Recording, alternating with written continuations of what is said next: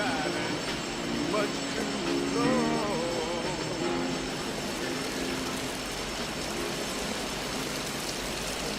Just take your mind away.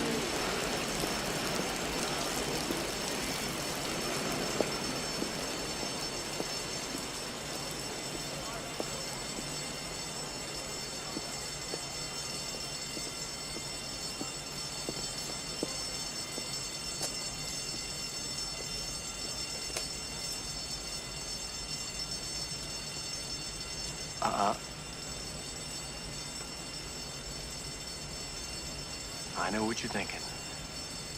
Did he fire 6 shots or only 5? Well, to tell you the truth, in all this excitement, I've kind of lost track myself. But Ian, this is a 44 Magnum, the most powerful handgun in the world, and would blow your head clean off.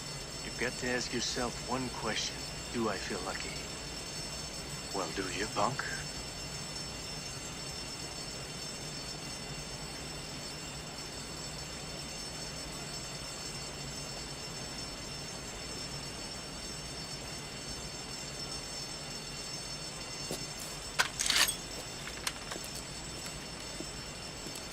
Hey,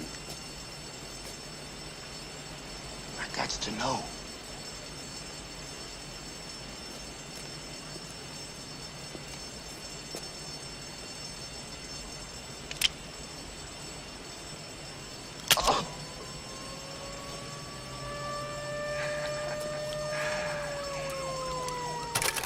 You know John Milius. Yeah, that's where we met originally. You don't remember probably because you're a man about town. But I walked into his office one day and there was a spread laid out of cheese and meat and wine. And everyone's like, Robert Davi's here. It was like the mayor showed up. But get to your story. I'm sorry to derail you. No, that's okay. I don't know if you know the story, but when John had a meeting at Warner Brothers in Sinatra's office talking about Dirty Harry, the thing that they brought the 357 Magnum to Sinatra. And John, the way he told me this, or the way I recollect it, and sometimes recollections change, but this is what I remember John telling me, was that he gave the gun to Sinatra, and Sinatra put the 357 Magnum in his hand, and he said, "It's too small, too big for my hands." And that was a story I remember, and that was where Sinatra then turned it away. Now, since then, I've read that somebody said that it was because Sinatra, during the making of The Manchurian Candidate, he did break his hand as he was having one of the fight scenes, and that was one of the issues. But what John had told me, Sinatra said it's too big for my hands, and that's what made him pass on Dirty Harry.